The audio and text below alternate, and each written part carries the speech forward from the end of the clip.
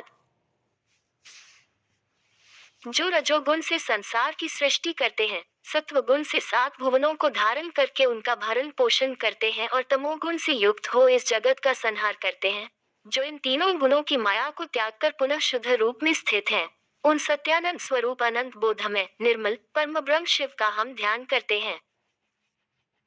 वे सर्वेश्वर शिव ही सृष्टिकाल में ब्रह्मा, पालन के समय विष्णु और संहार के समय रुद्र नाम धारण करते हैं। सत्व गुण एवं सत्व भाव से ही उनकी प्राप्ति संभव है। ऋषि बोले, हे महाज्ञानी व्यास शिष्य सूत जी, हम सब आपको नमस्कार करते हैं। आपने हम पर कृपा कर हमें कोटरुद्र संहिता को सुनाया है। अब हमें उमा संहिता में वर्णित श्री पार्वती जी और शिव जी की अद्भुत लीलाओं के बारे में बताए।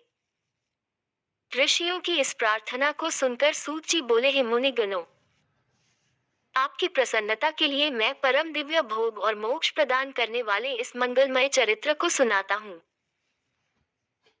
पूर्व काल में मुनि व्यास ने सनत कुमार जी से इस कथा को सुना था। सनत कुमार जी बोले, हे व्यास जी, श्री कृष्ण पुत्र पाने की इच्छा लेकर कैलाश पर्वत पर तपस्या करने पहुंचे। वहां उन्होंने उपमन्यु को तपस्या करते देखा और उनसे सब बातें कही तथा शिव महिमा बताने के लिए भी कहा। तब उपमन्यु बोले, हे श्री कृष्ण, एक बार जप करते हुए मैंने शिव जी का दर्शन किया। उनके पास अव्यय, गुह्य एवं अनेक दिव्य अस्त्र शस्त्र भी थे। शिव जी का त्रिशूल अत्यंत शक्तिशाली है एवं सागर के जल को एक पल में सुखा सकता है। इसी त्रिशूल से शिव जी ने लवणासुर का वध किया था।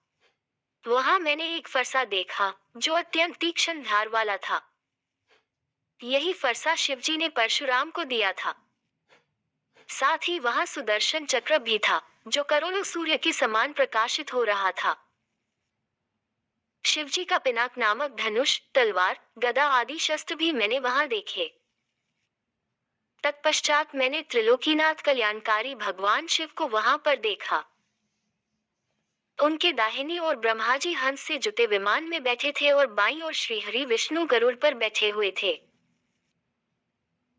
मनु, भृगु आदि ऋषिगण देवराज इंद्र सहित सभी देवता वहां उनके सम्मुख खड़े थे। रुद्र जी के पास ही नंदी एवं अन्य भूतगण बैठे थे। सभी हाथ जोड़कर अपने आराध्य देव की स्तुति कर रहे थे। उन्हें देखकर मैंने भी सर्वेश्वर शिव की स्तुति करनी आरंभ कर दी। तभी शिवजी ने मुझे साक्षात दर्शन दिए और बोले, हे ब्राह्मण, मैं आपकी भक्ति से प्रसन्न हूँ। अपना मनचाहा वर मांगो। शिवजी के उत्तम वचनों को सुनकर मैंने हाथ जोड़कर कहा, हे देवाधिदेव महादेव, यदि आप मुझ पर प्रसन्न हैं तो मुझे अपनी अविरल भक्ति प्रदान कीजिए।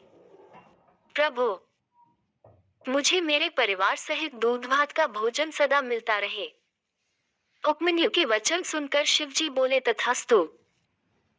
तुम सब मुनियों में परम ऐश्वर्यशाली होगे तथा तुम्हें सदैव अमृतमय क्षीर की प्राप्ति हो।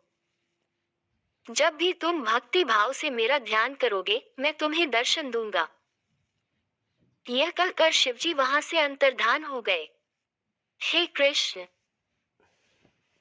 भगवान शिव ही सब तत्वों के ज्ञाता हैं। वे ही सर्वेश्वर हैं और इस संसार का हित और कल्याण करने वाले हैं।